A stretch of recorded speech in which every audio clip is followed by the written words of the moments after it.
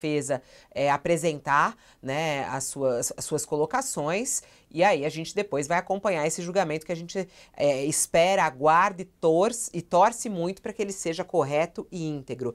Ainda nas repercussões, a gente recebe neste momento o deputado federal mais votado de São Paulo, ele que é também da base de apoio do governo Lula no Congresso Brasileiro, o deputado Guilherme Boulos, conosco ao vivo, que foi para as redes sociais celebrar essa denúncia, como faz parte do jogo político, né? Mas eu acho que diante da gravidade do que a gente vê nessa denúncia, ao ler essa denúncia, eu queria muito saber o seu entendimento, Boulos, em relação a ela, o que ela representa para o nosso país e para a política brasileira. Bom dia, seja bem-vindo ao nosso programa. Bom dia, Fabiola, bom dia, Thali, Josias, todo mundo que está acompanhando aqui o UOL. Fabiola, sim, você falou de celebração, e é uma celebração justa. Não porque não tenha que ter o devido processo legal, está tendo, foi apresentada a denúncia, o Supremo vai analisar, vai julgar e punir os responsáveis. Agora, é um dia histórico, eu diria um dia histórico e um dia feliz para o Brasil, porque pela primeira vez se coloca na pauta nacional a possibilidade de quem atacou a democracia, de golpistas, serem presos nesse país. Isso é decisivo. Veja, nós estamos numa situação como nós estamos, nós vivemos Bolsonaro, um risco de fascismo no nosso país, em parte porque o Brasil não acertou as contas com a sua história lá atrás, na transição democrática. Torturador não foi punido, ditador não foi punido, censor não foi punido. E quando acontece isso, quando um país não acerta as contas com seus traumas históricos, não teve um torturador preso no Brasil, diferente de outros países da América Latina, o resultado é que fica uma ideia de salvo-conduto, de que pode. Se naturaliza o ataque à democracia. Então, que a gente não repita o erro que foi da transição democrática nos anos 80, a denúncia do Gonê, ela sinaliza isso. Não é? Ela não poupa o então presidente da República, que, aliás, segundo a denúncia, sabia e comandou um plano para matar o presidente Lula, o Alckmin e o Xandão, o ministro do Supremo Tribunal Federal. Ou seja, tem que responder, é grave. Não é? Vários generais, vários outros oficiais do Exército, os quids pretos que iriam executar esse plano. Então é histórico. É histórico. Eu conversei, quando teve a prisão do Braga Neto, com um grupo de pessoas, de ex-presos políticos da ditadura militar.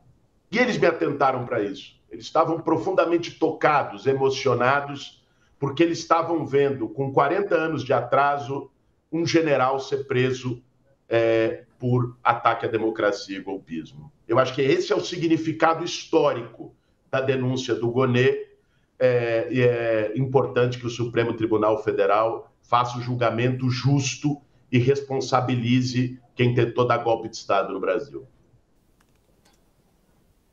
Vai lá, Josias. Eu queria lhe perguntar, Boulos, à luz do que está acontecendo agora, a formulação dessa denúncia, não é? Sobre a conjuntura que rodeia a apresentação da denúncia, né? Hoje, em tese, a esquerda deveria estar celebrando. O Bolsonaro foi denunciado. Agora, a denúncia chega no momento em que o presidente Lula está, ele próprio, com uma popularidade bastante baixa, né? Está o menor índice de popularidade, segundo o Datafolha, das suas 3 presidências, né? O que eu queria saber de você é como é que chega direita e esquerda a 2026. Hoje o Bolsonaro aí a caminho da cadeia, né? Ainda se comporta como se fosse o principal líder da direita, né? E o Lula está com esse problema, popularidade em baixa e uma certa dificuldade de reagir, né? Em que essa conjuntura, agora com a formalização da denúncia, interfere no cenário de 2026 a seu juízo? Josias, primeiro é evidente, o próprio presidente Lula e ministros do governo reconhecem publicamente que precisa ter freios de arrumação, correções de rota. O governo conseguir enfrentar de maneira mais efetiva temas como o preço dos alimentos e temas que acabaram minando a popularidade do governo nesse último período. Agora, sabe uma coisa que eu acho muito curiosa? Eu estava aqui na Câmara, eu estou aqui no meu gabinete na Câmara, e ontem os bolsonaristas celebrando a pesquisa do Datafolha. É uma hipocrisia danada, porque a turma que diz que não acredita em pesquisa, né, é toda animada por causa de uma pesquisa. Né? É uma hipocrisia tremenda. Aliás, eu quero saber se eles vão defender saidinha para o Bolsonaro depois que o Bolsonaro estiver preso na Papuda, né, porque está se encaminhando para isso. Agora, com o Bolsonaro julgado e, espero, preso, Josias, o cenário muda do ponto de vista da oposição de direita, da extrema-direita, né? Porque é isso, o Bolsonaro está vivendo num mundo paralelo, né? Ele já é inelegível, em breve será condenado, imagino, será preso, e ele fala como se fosse um chefe de Estado. Eu farei isso, eu vou assumir o governo em 2027 e fazer isso. Né? É quase uma psicopatia. Né? É um problema sério aí que eles vão ter que enfrentar. Agora, a conjuntura do ano que vem, as eleições do ano que vem, eu não tenho a menor dúvida, serão eleições duras e polarizadas, como foi a eleição de 2022 há 4 anos. Agora, da mesma forma que as pesquisas mostram, né, dificuldades do ponto de vista da avaliação do governo Lula, as mesmas pesquisas mostram que o Lula vence qualquer adversário nas eleições do ano que vem. Né? Então, eu acho que o governo vai trabalhar, né? Nós tenho conversado com o próprio presidente, com ministros, com o Sidônio, com a turma, para que a gente articule melhor uma unidade de narrativa, que é o que a extrema-direita tem. Se você olhar, a extrema-direita estão todos ali falando a mesma língua. Eles têm uma articulação de unidade de narrativa que facilita a comunicação com a sociedade.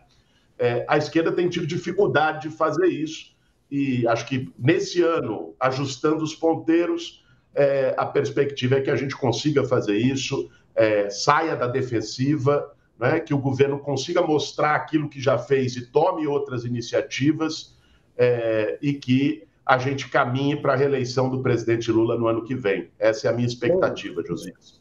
Você disse que está aí no seu gabinete, no Congresso, você é um deputado federal e tem condição de avaliar essa denúncia, qual a repercussão, no sentido o que vai acontecer no Congresso a partir dessa denúncia. Porque está aí 2 pontos importantes que vão ser discutidos, provavelmente. A anistia para os presos no 8/1 e a questão da diminuição do prazo de inelegibilidade do Bolsonaro. O que essa denúncia implicará nessas 2 questões aí no Congresso? Thales, eu acredito que a força da denúncia do Procurador-Geral da República tende a sepultar as tentativas oportunistas de salvação do Bolsonaro. É importante quem está assistindo a gente saber. Hoje existem, aqui na Câmara dos Deputados, 2 articulações para salvar o Bolsonaro. Uma é a PEC da anistia, né? Que não sei se o Hugo Mota terá conjuntura após a denúncia de instaurar a comissão da PEC. Nós vamos trabalhar para que não se instaure. Não faz sentido. A PEC da anistia quer anistiar os presos do 8 de janeiro, da tentativa golpista, eles vendem, é uma coisa assim, impressionante, como se fosse o 8 de janeiro fosse um chá de senhoras, né? Um piquenique no parque. Né? Esse é o discurso da extrema-direita.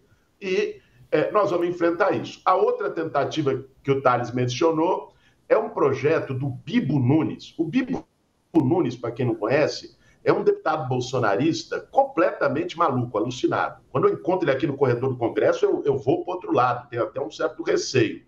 E ele entrou articulado com o Bolsonaro com um projeto de lei, logo que começou o julgamento do Bolsonaro no TSE de inelegibilidade, no meio do ano passado, ele entrou com isso para diminuir o prazo de 8 anos para 2 anos de inelegibilidade, como Bolsonaro foi condenado em 23. Então, acabaria este ano, 25, o prazo da inelegibilidade, porque, e olha o casuísmo, entrou, a redução do prazo seria apenas para 2 crimes, que é justamente os crimes pelos quais o Bolsonaro foi condenado. Então, é um projeto salva Bolsonaro, mudando além da ficha limpa. Eu não acho que vai prosperar, Thales, francamente. Agora, essa disputa tem que ser feita também na sociedade. A gente vê a narrativa dos bolsonaristas, quer dizer, olha, os caras fizeram um plano para matar o Lula, matar o Alckmin, matar o Xandão. Um bando de viúva da ditadura acampada na frente de quartel. E agora vem querer posar de vítima, dizer que para pacificar o país tem que ter anistia, né? Os mesmos que tramaram assassinato, que fizeram o que fizeram no 8 de janeiro, agora vem, por favor, me dá anistia, vamos unificar. Tenha santa paciência. Então, assim, eles vão fazer um ato no dia 16 de março, da extrema-direita, né? Que agora a pauta vai ser, com certeza, anistia, salvação, se dizerem perseguidos e tudo mais. Eu estou conversando com os movimentos sociais, os partidos políticos de esquerda, para que a gente faça uma grande mobilização pela prisão do Bolsonaro, sem anistia, também nas próximas semanas, no próximo mês, no Brasil. Porque precisa ter resposta também da sociedade. O Congresso expressa isso, né? E para que a gente possa sepultar de uma vez por todas o projeto de anistia, a gente precisa ter essa resposta da sociedade, e eu vou trabalhar junto com outras lideranças para que a gente construa isso. Deputado, é interessante esse ponto que o senhor está falando, né, de convocação de uma manifestação pedindo a prisão de Bolsonaro e para reagir a essa forma como a defesa de Bolsonaro tem reagido, né, os apoiadores dele. Ontem o presidente Lula, quando ficou sabendo da denúncia da PGR, preferiu não se manifestar. Não falou nada publicamente a respeito disso. Há pouco teve o ministro da Defesa, José Múcio, né, que se pronunciou, falando inclusive da importância da separação de casos de militares com as instituições, mas o que a gente tem de informação é que a orientação dentro do governo é que ministros e o próprio presidente evitem comentar sobre esse assunto, né, até porque é um processo que tramita na justiça e é preciso trazer a seriedade e a credibilidade do judiciário brasileiro. Como é que fica esse ponto? Eu queria lhe perguntar isso. Acha que o governo tem que sim comentar, tem que celebrar, tem que pedir a prisão de Bolsonaro? Isso pode ajudar a popularidade do presidente Lula, que está em queda, ou pode piorar a popularidade do presidente? Como é que o senhor analisa isso? Fabiola, o Lula, ele é o chefe de Estado, né? Então, a decisão dele de não comentar um processo judicial em andamento, embora ele teria toda a legitimidade de comentar, porque nós estamos falando, inclusive, da tentativa de assassinato dele, de um plano para matá-lo. Teria toda a legitimidade de se expressar, como já se expressou em outras ocasiões, inclusive no aniversário do 8 de janeiro, há pouco, né? Defendendo punição aos golpistas, recusando qualquer projeto e tentativa de anistia. Ele já fez isso. Agora, que ele não comente detalhes do processo judicial em andamento é razoável. Ele é presidente da República.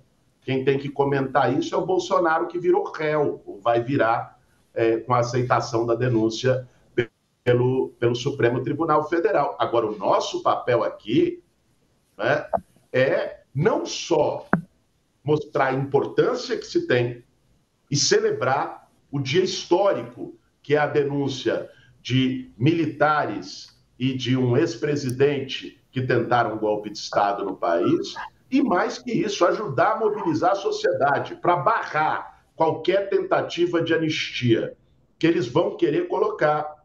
E não nos enganemos, não é porque foi feita a denúncia que o bolsonarismo não tem força na sociedade. Eles têm base social, é preciso reconhecer isso. Tem base aqui no Congresso, né? Em parte da sociedade, tem uma máquina de atuação nas redes sociais com fake news, nós vimos isso no caso do Pix. Então, vai ser uma disputa. E essa disputa, essa guerra que não é só de narrativas, ela vai se dar também na base da sociedade, vai se dar no parlamento, vai se dar nas redes sociais e vai se dar nas ruas. Então, nós não vamos deixar as ruas só para eles. Eles vão no dia 16, nós vamos trabalhar para ter grandes mobilizações para sepultar a tentativa canalha de anistia para o Bolsonaro e para os golpistas. Eles pretendem ir à rua no dia 16 de março. Vocês já marcaram a data? Não? Vão fazer aí uma manifestação também, no sentido para refutar a hipótese de anistia? Já tem data marcada, não? Não, Josias, porque isso precisa ser articulado. A denúncia foi ontem.